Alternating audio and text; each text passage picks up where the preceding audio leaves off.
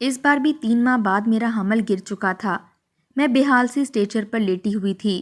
میرا شوہر مجھے ہی قصوروار سمجھتا تھا، حالانکہ کون سی ایسی عورت ہوگی جو اپنے ساتھ یہ ظلم کرے، لیکن یہ میرے اختیار میں نہ تھا۔ میری پہلی بیٹی 10 سال کی ہو چکی تھی۔ اس کے بعد جب بھی میں حاملہ ہوتی، چند ماہ بعد میرا بچہ ضائع ہو جاتا۔ میرے شوہر کو بیٹے کی خواہش تھی۔ میری پہلی بیٹی پر میرے شوہر نے گرم جوشی کا اظہار نہیں کیا تھا، جیسا کہ پہلی اولاد پر لوگ کرتے ہیں، کیونکہ اسے بیٹا چاہیے تھا۔ پہلی بیٹی ابھی 2 ماہ کی بھی نہ ہوئی تھی کہ میں پھر سے امید سے ہو چکی تھی، کیونکہ میرے شوہر کو بیٹے کی خواہش جنون کی حد تک تھی۔ لیکن اتنی جلدی امید سے ہو جانے پر میں وہ حمل سنبھال نہیں پائی اور بچہ ضائع ہو گیا، کیونکہ میں اندرونی طور پر کمزور تھی۔ لیکن اس کے بعد تو جیسے یہ سلسلہ ہی چل نکلا۔ ہر سال میں حاملہ ہوتی اور چند ماہ بعد ہی میری گود خالی ہو جاتی۔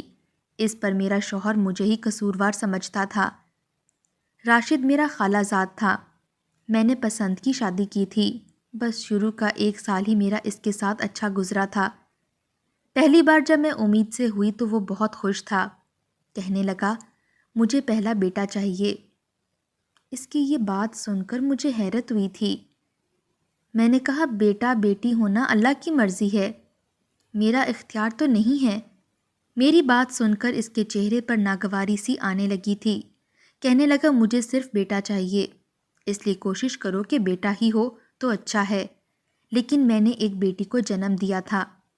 راشد نے فائزہ کی طرف دیکھنا بھی گوارا نہیں کیا تھا اور نہ ہی میری حالت پر رحم کھایا۔ 2 ماہ نہیں گزرے کہ میں پھر سے امید سے تھی۔ بچہ ضائع ہونے پر وہ مجھے ہی الزام دیتا تھا، کہتا تم احتیاط نہیں کرتی، تمہاری اپنی نیت نہیں ہے۔ اس بار تو میں نے حمل کی حفاظت کی تعویذ بھی پہن رکھے تھے، دم درود کا پانی بھی پی رہی تھی، گو کہ جو کچھ میرے شوہر نے مجھے احتیاط کی تدابیریں بتائی تھیں میں وہ سب کر رہی تھی، لیکن اس کے باوجود میرا بچہ ضائع ہو چکا تھا۔ لیڈی ڈاکٹر نے اس بار میرے شوہر سے صاف کہہ دیا کہ آپ کی بیوی اب ماں نہیں بن سکتی، اگر دوبارہ ایسی کوشش بھی کی تو اس بار وہ بھی مر جائے گی۔ اس خبر نے تو مجھے خون کے آنسو رلایا تھا، لیکن میرے شوہر کا موڈ ہی بحال ہونے کا نام نہیں لے رہا تھا۔ اسے شاید میری بھی ضرورت نہ رہی تھی۔ کہنے لگا، تم خود ہی نہیں چاہتی تھی کہ مجھے وارث دو، تمہیں بس بیٹی ہی چاہیے تھی میرے سینے پر مونگ ڈالنے کے لیے۔ اس کے بعد تو میرے شوہر کا رویہ اپنی بیٹی سے اور بھی سخت ہو چکا تھا۔ میری بیٹی ویسے بھی اپنے باپ سے بہت ڈرتی تھی۔ جب بھی میرا شوہر راشد گھر آتا، میری بیٹی فائزہ اپنے باپ سے چھپنے لگتی۔ وہ قہر بھری نظروں سے فائزہ کو دیکھتا تھا۔ فائزہ ڈری سہمی یا تو میرے پیچھے چھپنے لگتی یا پھر اپنے کمرے میں اندھیرا کر کے بھوکی پیاسی ہی بیڈ پر لیٹ جاتی اور یوں آنکھیں بند کرتی جیسے سو رہی ہو۔ میرا شوہر مجھ سے بھی اب مایوس ہو چکا تھا، اس لیے مجھے تنگی دینے لگا۔ گھر میں راشن کم ڈالتا، کہتا تم نے کون سا مجھے وارث پیدا کر کے دینا ہے جو تمہیں طاقت اور قوت چاہیے، دال سبزی سے ہی گزارا کیا کرو۔ اس کی کڑوی کسیلی باتوں پر میرا جی جل کر رہ جاتا تھا۔ میں لوگوں کے کپڑے سلائی کر کے اپنی ضروریات پوری کرنے لگی تھی۔ میری پڑوسن بہت اچھی عورت تھی، میرے حال سے بھی واقف تھی، اس لیے میری مالی مدد بھی خاموشی سے کر دیا کرتی تھی۔ ایک بار میں اپنی پڑوسن کے ساتھ سبزی لینے قریبی مارکیٹ چلی گئی۔ وہاں جہاں پھل اور سبزی فروش موجود تھے، وہیں ایک بیوٹی پارلر کی بھی دکان تھی۔ سنا تھا کہ وہ مردوں کے بالوں کی بھی کٹنگ کرتی ہے، فیشل اور دوسری سروسز بھی دیتی ہے، اس لیے وہاں عورتوں سے زیادہ مردوں کا ہجوم رہتا تھا۔ میں نے ناگواری سے اس کے پارلر کو دیکھا تھا، ناپسندیدگی سے نظر ان نوجوانوں پر بس سرسری سی ڈالی تھی جو وہاں اپنی باری کے انتظار میں لائن لگائے کھڑے تھے۔ جب ایک چہرے پر میری نظر پڑتے ہی میرے ہوش اڑ گئے تھے۔ وہ میرا شوہر راشد تھا، جو اسی پارلر میں جانے کے لیے اپنی باری کا بے تابی سے انتظار کر رہا تھا۔ مجھے اسے وہاں دیکھ کر غصہ آنے لگا تھا، کیونکہ وہ عورت مردوں سے دگنے تگنے پیسے لیتی تھی۔ ہم محلے کی عورتیں اس پارلر والی کو اچھا نہیں سمجھتی تھیں، اور اتنا ہی ہمارے مرد اس عورت کے گرد لٹو کی طرح سے گھومتے ہوئے نظر آتے تھے۔ میں سبزی لے کر بڑے غصے سے گھر پہنچی تھی۔ کھانا بناتے ہوئے بھی میرا سارا دھیان راشد کی جانب ہی تھا۔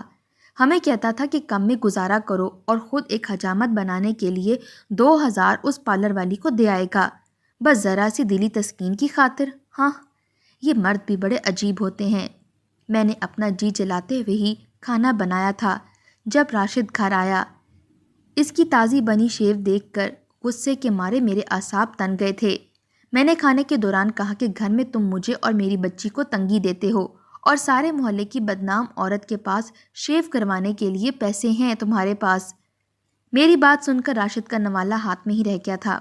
مجھے گھور کر دیکھنے لگا، کہنے لگا، میں پیسے کماتا ہوں، میرا کون سا بیٹا ہے جو میرے بعد میری دکان سنبھالے گا اور میری نسل آگے بڑھائے گا، اس لیے میں جہاں چاہے پیسے اڑاؤں، تم کون ہوتی ہو سوال و جواب کرنے والی؟ میں نے کہا تمہارے پیسے پر میرا بھی حق ہے اور میری بیٹی کا بھی۔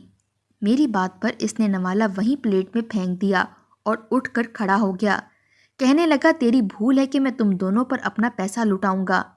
یہ کہہ کر وہ گھر سے باہر چلا گیا۔ میری بیٹی پہلے ہی باپ سے بہت ڈرتی اور گھبراتی تھی۔ مجھ سے کہنے لگی آپ ابا سے لڑائی مت کیا کریں، لیکن میں ایک عورت تھی، بیوی ہونے کے ناطے اپنے شوہر کو کسی بھی بدنام عورت کے پاس جاتا دیکھ کر برداشت نہیں کر سکتی تھی، لیکن میں نہیں جانتی تھی کہ میرا شوہر اس حد تک گر جائے گا کہ اپنی سگی بیٹی کو ہی۔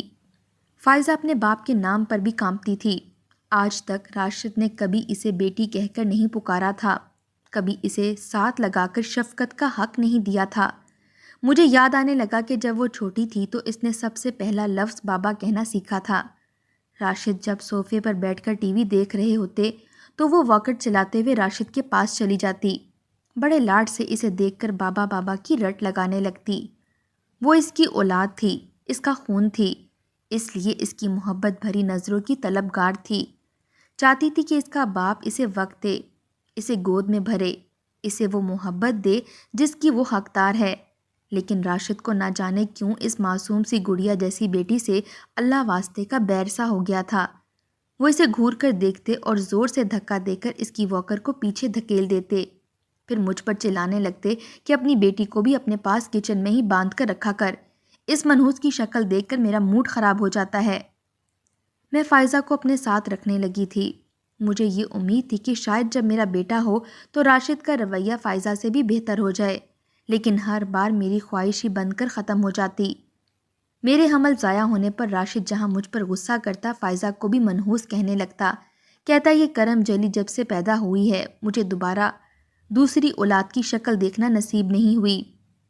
جب فائزہ 2.5-3 سال کی ہوئی تو تب بھی راشد کے گھر آتے ہی اسے پانی کا گلاس دینے چلی جاتی، اپنے ننھے منھے ہاتھوں سے وہ گلاس راشد کی طرف بڑھاتے ہوئے کہتی، بابا پانی پی لو، لیکن راشد اس کے ہاتھ سے گلاس نفرت سے جھٹک دیتے، گلاس زمین پر گر جاتا، کہنے لگتے میرے آتے ہی تو کیا اپنی منحوس شکل لے کر میرے پاس آ جاتی ہے، جاؤ یہاں سے۔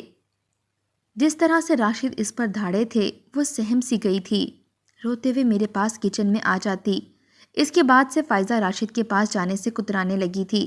میں پورا دن فائزہ کے ساتھ ہی گزارتی تھی، اسے میں اپنی محبت سے سیراب کر دینا چاہتی تھی تاکہ اسے باپ کی محبت کی کمی کبھی محسوس ہی نہ ہو سکے، لیکن فائزہ پھر بھی بڑی حسرت سے راشد کو دیکھا کرتی تھی کہ شاید کبھی راشد کو اس پر پیار آ ہی جائے، لیکن جیسے جیسے وقت گزرتا رہا میرے بچے ضائع ہوتے رہے، راشد کی نفرت فائزہ کے لیے بھی بڑھنے لگی۔ جب بھی فائزہ میرے ساتھ میکے جاتی، میرے بھائی کو اس کی بیٹی سے پیار کرتے اور لاڈ اٹھاتے دیکھتی، اپنی آنکھوں میں نمی لے آتی، ٹھنڈی حسرت بھری آہیں بھرنے لگتی۔ یہ دیکھ کر میرا کلیجہ پھٹنے لگتا تھا، لیکن اس کا سخت گیر باپ پگھلنے کو تیار ہی نہ تھا۔ ایک بار عید پر اس نے نئے کپڑے پہنے اور خوشی خوشی راشد کے پاس چلی گئی، پوچھنے لگی کہ بابا میں کیسی لگ رہی ہوں۔ راشد نے نفرت بھری نظر اس پر ڈالی لیکن کہا کچھ نہیں۔ فائزہ نے اپنا ہاتھ اس کی طرف بڑھا دیا، کہنے لگی مجھے عیدی دیں بابا۔ راشد کو نہ جانے کیا سوجی، وہ اس وقت سگریٹ پی رہا تھا۔ اس نے جلتا سگریٹ فائزہ کی ہتھیلی پر لگا دیا۔ میری بیٹی تڑپ کر رہ گئی تھی۔ جب میں نے اس کا جلا ہوا ہاتھ دیکھا تو میں نے کہا تم انسان ہو یا جلاد؟ کیسے باپ ہو تم؟ باپ تو بیٹیوں پر صدقے واری جاتے نہیں تھکتے۔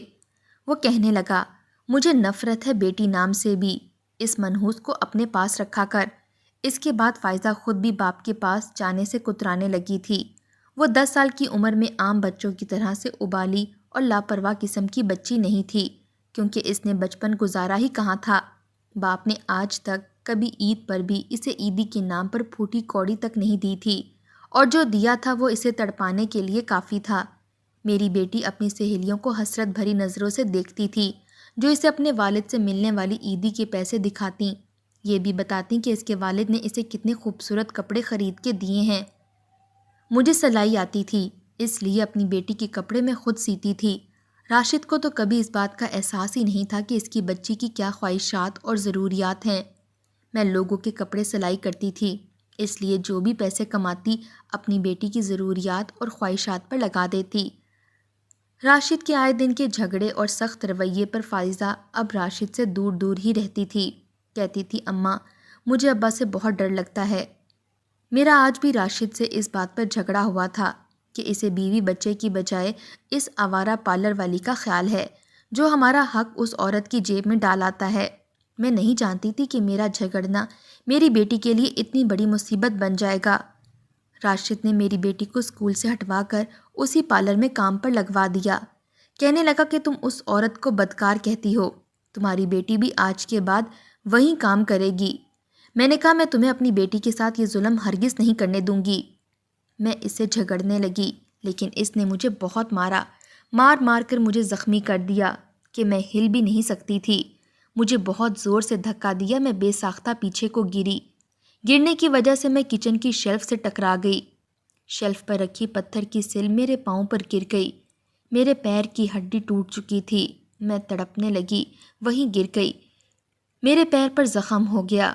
یہ سب تماشا دیکھ کر میری بیٹی اتنی ڈر سہم گئی کہ اپنے باپ سے کہنے لگی کہ مجھے نہیں پڑھنا، آپ جہاں کہیں گے میں وہیں کام کروں گی، بس آپ اماں کو مت ماریں۔ مجھ میں اتنی سکت نہ تھی کہ بول بھی سکتی۔ 2 دن تو مجھے ہوش ہی نہ رہا کہ میں کہاں ہوں اور کہاں نہیں۔ میرے گھر والے غریب نہ ہوتے تو میں واپس ان کے پاس ہی چلی جاتی۔ میری بیٹی اتنی خوفزدہ ہو چکی تھی کہ وہ اپنے باپ کے خلاف چلنے کو ذرا بھی تیار نہ تھی۔ مجھ سے بھی یہی کہنے لگی، میں وہی کام کروں گی جہاں ابا چاہتے ہیں۔ مجھے اب ان سے ڈر لگتا ہے۔ میرے پیر کی ہڈی ٹوٹ گئی تھی، میں چلنے پھرنے سے قاصر تھی۔ راشد نے مجھے پوچھا تک نہیں تھا زندہ ہوں یا مر گئی۔ لکڑی کے سہارے میں چل پھر رہی تھی۔ صبح ہوتے ہی وہ اپنے ساتھ فائزہ کو لے جاتا، شام کو واپس آتے ہوئے اپنے ساتھ لے کر آتا۔ میری بیٹی ہی میرا خیال رکھ رہی تھی یا پڑوسن میرے گھر آ جاتی، کھانا پکا دیتی۔ ایک بار میری پڑوسن ایک عورت کو میرے گھر لے آئی جو جرا کا کام جانتی تھی۔ اس نے میرا پاؤں باندھ دیا تھا۔ کہنے لگی، 1 ماہ زیادہ چلنا پھرنا نہیں، تم ٹھیک ہو جاؤ گی۔ میری پڑوسن مجھ سے کہنے لگی، کیوں اس جاہل انسان کے ساتھ زندگی گزار رہی ہو؟ میں نے کہا، یہ غربت ہے، میرے میکے والے اپنا پیٹ مشکل سے پال رہے ہیں تو مجھے میری بچی کو کہاں سنبھالیں گے؟ وہ کہنے لگی کہ سلائی تم کرنا جانتی ہو، اسی ہنر کو آزماؤ۔ میں نے کہا کہ غریب محلے میں رہتی ہوں، کوئی مجھے سلائی کے کتنے پیسے دے دیتا ہے؟ جب تک اپنے پاؤں پر کھڑی نہیں ہو جاتی میں اپنی بچی کو کہاں لے کر جا سکتی ہوں؟ وہ کہنے لگی، یہ بات تو ٹھیک کہہ رہی ہو، اگر میرا پاؤں ٹھیک ہوتا تو شاید میں کوئی قدم بھی اٹھا لیتی، ابھی تو میں خود بھی قدم اٹھانے سے قاصر تھی۔ فائزہ جب بھی واپس آتی تو بہت تھکی تھکی سی ہوتی تھی۔ میں اسے پوچھتی کہ وہ پارلر والی تم سے کیا کام کرواتی ہے تو اس کے چہرے کی رنگت پھیکی سی پڑنے لگتی۔ وہ خوف سے نفی میں سر ہلا کر مجھے دکھا دیتی، کہتی کوئی کام نہیں کرتی۔ میں نے کہا، تم مجھے بتاتی کیوں نہیں ہو کہ وہ عورت تم سے کیا کام کرواتی ہے؟ کہتی، ابا میری جان لے لے گا، اماں تجھے بھی مار مار کر کسی قابل نہیں چھوڑے گا، مجھے بھی مار ڈالے گا۔ میں اس کی بات پر چپ ہو گئی۔ اب وہ گھر آ کر مجھ سے پوچھ پوچھ کر کھانا بنانے لگی، کیونکہ میں تو بستر سے جا لگی تھی۔ دوسری بات میرے لیے بہت ہی عجیب تھی، وہ یہ تھی کہ راشد کا رویہ فائزہ سے بالکل بدل کر رہ گیا تھا۔ اب وہ اپنے ہر کام کے لیے فائزہ کو آواز دیتا تھا۔ جیسے ہی وہ فائزہ پکارتا، فائزہ کی رنگت اڑ جاتی تھی۔ وہ فوراً سے راشد کے پاس چلی جاتی۔ ایک بار جب فائزہ گھر میں داخل ہوئی تو بدحواس سی تھی۔ میں اب لکڑی کے سہارے کچن میں کھڑے ہو کر کھانا بنا لیا کرتی تھی۔ راشد سے میری بات چیت بالکل ختم تھی۔ اسے دیکھ کر نفرت سی محسوس ہونے لگتی تھی۔ فائزہ کو بدحواس دیکھ کر میری جان ہوا ہونے لگی تھی۔ پارلر والی اچھی عورت نہ تھی، اس کے پاس مرد آتے تھے، پورے محلے میں بدنام تھی۔ نہ جانے میری بیٹی سے کیا کام کرواتی تھی۔ وہ راشد کے ساتھ واپس آتی تھی، اس لیے میں اس سے کچھ بھی نہ پوچھ پاتی۔ ایک رات راشد جلدی سو گیا تو میں اٹھ کر فائزہ کے کمرے میں آ گئی۔ اس کے کمرے کے باہر ہی مجھے سسکیوں کی آوازیں آ رہی تھیں۔ میں اندر نہ جانے کس دل سے گئی تھی کہ پہلے سے ہی خوف کے مارے میرا دل پھڑپھڑانے لگا تھا۔ اندر گئی تو فائزہ گھٹنوں میں منہ دیے رو رہی تھی۔ میں نے فائزہ سے پوچھا کہ تمہیں کیا ہوا ہے؟ وہ کہنے لگی کہ نہیں، مجھے کچھ نہیں ہوا۔ چہرے پر پھر سے وہی بدحواسی سی چھانے لگی تھی۔ میں نے کہا کہ اب تمہارے پاس کوئی نہیں ہے، مجھے بتاؤ کہ وہ پارلر والی تم سے کیا کام کرواتی ہے۔ میں نے اپنی بیٹی کو سینے سے لگایا، اسے تسلی دی، اس سے پہلے کہ وہ مجھ سے کچھ کہتی۔ راشد کمرے میں بڑے جارحانہ انداز سے داخل ہوئے۔ اسے دیکھ کر میں بھی ڈر گئی تھی، مجھے لگا وہ شاید مجھے جان سے ہی مار ڈالے گا۔ راشد میرے پاس آ کر غضبناک لہجے سے بولا، کہنے لگا تم یہاں کیا کر رہی ہو؟ میں نے تمہیں دوبارہ فائزہ کے آس پاس بھی دیکھا تو تمہارا گلا دبا کر تمہیں جان سے مار ڈالوں گا۔ پارلر والی اس سے کیا کام کرواتی ہے کیا نہیں؟ تم کون ہوتی ہو پوچھنے والی؟ اس نے مجھے بازو سے پکڑا اور گھسیٹتا ہوا کمرے سے باہر لے گیا۔ فائزہ یہی کہتی رہی کہ میں نے کچھ نہیں بتایا، میں نے اماں کو کچھ بھی نہیں بتایا بابا۔ اماں کو کچھ نہ کہنا، اسے چھوڑ دو۔ میرا پاؤں پہلے ہی تکلیف کے مارے چل نہیں سکتا تھا۔ مجھے اس نے کمرے میں لا کر زمین کے کونے پر پٹخا تھا۔ کہنے لگا کہ اگر آئندہ تم فائزہ کے پاس بھی گئی تو میں تمہارا گلا دبا کر تمہیں مار ڈالوں گا۔ میں بے بسی سے رونے لگی تھی۔ کیسا سفاک شخص تھا، اسے اپنی بیٹی پر رحم نہیں آتا تھا۔ میں پورا دن فائزہ کے بارے میں سوچ سوچ کر روتی رہتی تھی، لیکن نہ جانے وہ عورت میری بچی سے کیا کام لیتی ہوگی۔ بیٹی تو باپ کی عزت ہوتی ہے، غیرت ہوتی ہے، کیسا بے حس باپ تھا۔ محلے کی بدنام عورت کے پاس میری بیٹی کو چھوڑ آتا تھا۔ میں اپنی بے بسی پر رو رہی تھی۔ میں نے اپنی پڑوسن سے ایک بار کہا کہ تم مجھے اس پارلر پر لے جاؤ، میں دیکھنا چاہتی ہوں کہ وہ میری بچی سے کیا کام کرواتی ہے۔ میری بیٹی باپ سے اتنا خوف کھاتی کہ مجھے سچ نہیں بتاتی، لیکن میری حالت دیکھ کر میری پڑوسن کہنے لگی، تم کیا کرو گی جان کر کے؟ وہ کیا کرواتی ہے؟ اگر کچھ غلط بھی ہوا تو تم اس شخص کا کیا بگاڑ لوگی؟ پڑوسن کی بات بھی بالکل سچ تھی۔ میں اس قابل نہ تھی کہ اس کا کچھ بگاڑ سکتی، اس لیے میں نے دوبارہ سے کپڑے سلائی کرنے شروع کر دیے۔ میں خود کو مضبوط بنانا چاہتی تھی۔ فائزہ اپنے باپ کے ساتھ جاتی تھی، اسی کے ساتھ واپس لوٹتی تھی، اور اس کے بعد راشد فائزہ کو کھانا کھلا کر کمرے میں بند کر دیتا، تالا لگا دیتا تاکہ میں اس سے کچھ پوچھ نہ سکوں۔ میں اپنی بیٹی کی سسکیوں کی آواز بند کمرے سے سنتی تھی، دل پر کیا گزرتی تھی میں ہی جان سکتی ہوں۔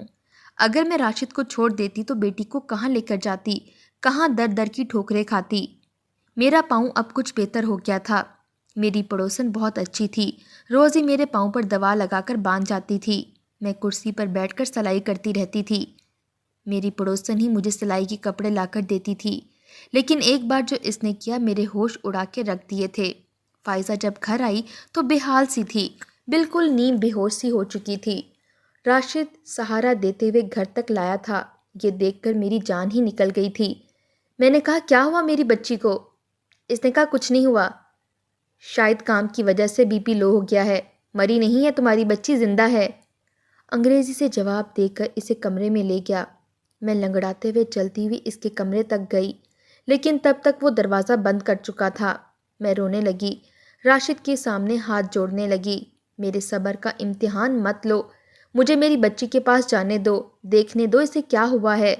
کہنے لگا، میں نے کہا نا کچھ نہیں ہوا، جاؤ یہاں سے۔ راشد نے کمرے کو تالا لگا دیا۔ بہت منت سماجت کی، لیکن اس نے میری ایک نہ سنی۔ وہ باہر چلا گیا۔ میں نے دروازہ کھولا، فائزہ کے چہرے پر انگلیوں کی چھاپ تھی، شاید اس عورت نے اس پر ہاتھ اٹھایا تھا۔ میں نے فائزہ کو پانی پلایا اور اسے ہوش دلایا، وہ اٹھ کر بیٹھ گئی۔ اگلے روز میں اپنی پڑوسن کے ساتھ اس پارلر چلی گئی۔ جیسے ہی میں اندر داخل ہوئی وہ عورت میری بیٹی سے مردوں کے پاؤں دھلوا رہی تھی۔ میں فائزہ کو واپس گھر لے آئی۔ اسی دن میرے شوہر کا ایکسیڈنٹ ہو گیا۔ اس کی ٹانگ کی ہڈی ٹوٹ گئی تھی، لیکن مجھے ذرا بھی افسوس نہ ہوا تھا۔ وہ محتاج ہو کر رہ گیا تھا، چارپائی پر بے بسی سے لیٹا رہتا تھا۔ میری پڑوسن نے مجھے ایک بوتیک کا کام لے دیا تھا جہاں سے مجھے اچھی آمدنی ہونے لگی تھی۔ میں نے جتنے ستم اس شخص کے سہے تھے میں اسے بالکل بھی نہیں پوچھتی تھی۔ میں کہتی اچھا ہوا جو بھی تمہارے ساتھ ہوا ہے۔ لیکن فائزہ نہ جانے کس مٹی کی بنی تھی۔ وہ اپنے باپ کی خدمت کرتی تھی، حالانکہ اس شخص نے پارلر والی سے کہا تھا فائزہ سے سارے کام کروایا کرے۔ وہ عورت مردوں عورتوں کے پیڈیکیور اسی سے کرواتی تھی، اپنے گھر کی صفائی بھی فائزہ سے کرواتی تھی، پورا دن اسے ایک پل بھی آرام سے بیٹھنے نہیں دیتی تھی۔ لیکن میری بیٹی اب بھی باپ کی ہمدرد تھی، اسے سہارا دے کر بٹھاتی، اپنے ہاتھوں سے کھانا کھلاتی۔ میرا شوہر بڑے غور سے اسے دیکھنے لگتا، ایک بار اس کا ہاتھ پکڑ کر رونے لگا، کہنے لگا مجھے معاف کر دو بیٹا، میں نے تمہاری قدر نہیں کی، تمہاری جگہ اگر میرا بیٹا بھی ہوتا تو میری یوں خدمت نہیں کرتا، میں نے تمہاری قدر نہیں کی، تم پر بہت ظلم کیا، کس مٹی سے بنی ہو تم، پھر بھی میری خدمت کرتی ہو۔ وہ اپنے ہاتھوں سے راشد کے آنسو پونچھنے لگی، کہنے لگی بابا میں آپ کی آنکھوں میں آنسو نہیں دیکھ سکتی، میرے دل میں آپ کے لیے کوئی شکوہ نہیں ہے۔ وہ خود آنسو بہا رہی تھی لیکن راشد کے بہتے آنسو اس سے برداشت نہیں ہو رہے تھے۔ راشد نے پہلی بار بے ساختہ اسے سینے سے لگایا تھا اور پھوٹ پھوٹ کر رونے لگا۔ فائزہ بھی رو رہی تھی، میری آنکھیں بھی نم تھیں، لیکن شاید مشکل کے دن ہم پر اب ختم ہو چکے تھے۔ راشد ٹھیک ہو چکا تھا، اپنی دکان پر جانے لگا، لیکن اب فائزہ سے بہت محبت کرنے لگا تھا، مجھ سے بھی معافی مانگ چکا تھا۔ اسے احساس ہو چکا تھا کہ بیٹی زحمت نہیں ہوتی، رحمت ہوتی ہے، خدمت گزار ہوتی ہے۔